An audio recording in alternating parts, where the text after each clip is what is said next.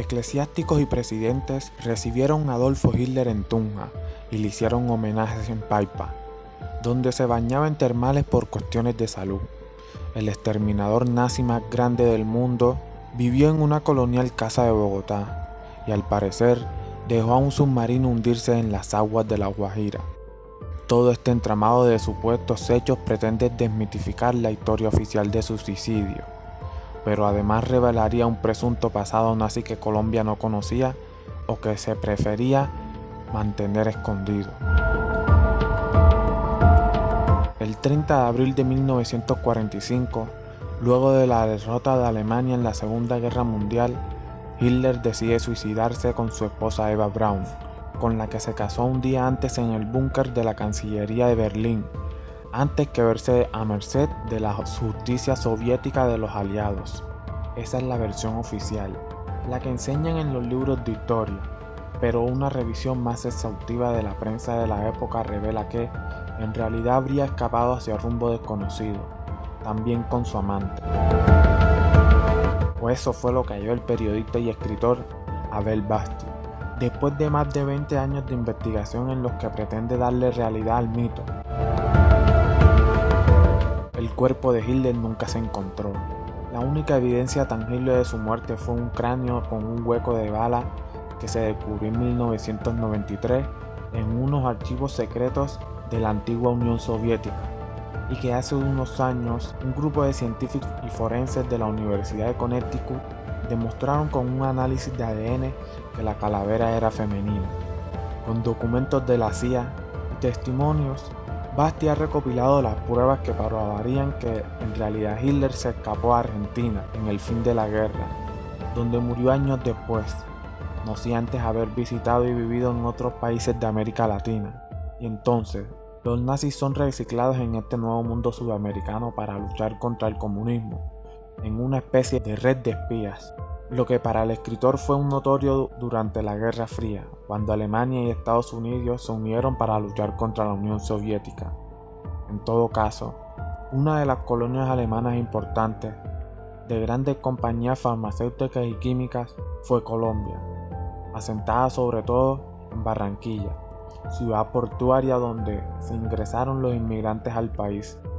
las ideas y el resto de la modernidad de la época. Durante la guerra, de hecho, clubes y colegios alemanes en Barranquilla y Bogotá salieron a marchar por intereses pronazis,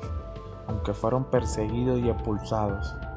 Según las investigaciones de Basti, pese a ello, las alas más extremas del Partido Conservador colombiano le abrieron las puertas al país a la ideología nazi y a su máximo líder en Boyacá, inicialmente de la mano de presidentes militares. Todo lo que Basti relata en su último libro, Hitler en Colombia, de Editorial Planeta, que lanzó en 2017 en la Feria Internacional del Libro de Bogotá, donde contó detalles de esos lugares visitados, las reuniones realizadas, las personalidades encontradas y otras historias inéditas.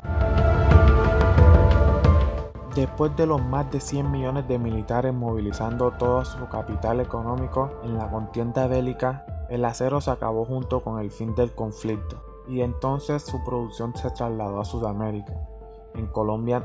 nació en 1954 Acería Paz del Río, en el departamento de Bogotá.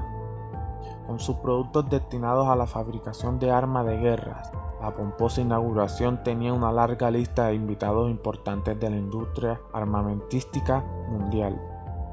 En la magna celebración, según testigo, también estuvo Hitler, quien para ese entonces había cambiado su identidad por Adolf Stettelmayer, recibido por un centro intelectual nazi conformado por académicos, clérigos y políticos, que funcionaba en Boyacá, con sede central en su capital, Tunja, y que entre otros se encontraba el expresidente conservador Laureano Gómez, con quien ya había mantenido una relación durante la guerra. Allí se mantuvo un tiempo en compañía, principalmente del químico Julius Sieber, nombrado rector de la Universidad Pedagógica y Tecnológica de Colombia, en Tunja, por el general Gustavo Rojas Pinilla, entonces el presidente de Colombia, convirtiendo la institución en el centro nazi. con una planta docente de esta orientación ideológica, implantando el águila en el escudo y un anillo con símbolos herméticos para cada egresado. Según Basti, Julius Sieber estuvo en Colombia durante la segunda misión pedagógica alemana entre los años 20 y 1935. Vuelve a Alemania durante la guerra, queda 2 años detenido por los aliados por sus acciones como nazi y finalmente regresa a Colombia, donde el entonces presidente Rojas Pinilla lo nombra rector. Y hay 2 testigos que lo corroboran, afirma Basti. También lo dice un documento desclasificado de la CIA en el que David Brisnor, un espía de esa agencia norteamericana y presuntamente nazi, relata que conoció a Philipp Ziethen, un exsoldado de la fuerza paramilitar del Partido Nacionalista durante la Alemania nazi, que trabajaba en una compañía de ferrocarriles, que le aseguró con una fotografía sobre sus reuniones con Hitler, donde aparecen los 2 sentados con un saco y corbata. 2 testimonios cruzados en una vieja publicación del diario El Espectador coinciden en que la amistad de Laureano Gómez hizo al mandatario organizar importantes reuniones y hasta tributos al Führer en Paipa. Los mismos cuentan sobre constantes baños del líder nazi en termales del municipio para buscar alivio a sus achaques de salud. Todo lo que dice Abel Basti concuerda con la descripción de un informe de la CIA, pero en esas versiones del escritor argentino también aparece una finca bordeada de altos muros, ubicada en las montañas en Sopo, Cundinamarca, donde también habría vivido Hitler en la época de la fundación de la Compañía Alpina por 2 suizos, y una casa colonial en la que entonces tradicional localidad de Teusaquillo, en Bogotá, donde también le vieron específicamente una testigo llamada Ana Beatriz Aguancia, que acompañó a Basti en el pasado lanzamiento de su libro en la Filbo 2018. Y la historia más desconocida hasta la fecha tiene lugar en los años 60 en las aguas del Mar de la Guajira, donde fue visto el casco de un hundido submarino con símbolo nazi por el general retirado de la Fuerza Aérea Colombiana, Belarmino Pinilla, con un destacado historial por haber sido el primer piloto de helicópteros del país y guía de muchos vuelos presidenciales, mientras sobrevolaba la zona de una operación de sanidad. Basti dice: para que Hitler haya estado en Colombia, hay una historia del país diferente, que muestra en parte una trama de complicidades. Estamos hablando del sector eclesial, empresarial, político y militar, y nadie quiere ser cómplice de la presencia de nazis y menos de Hitler en Colombia. Dice esto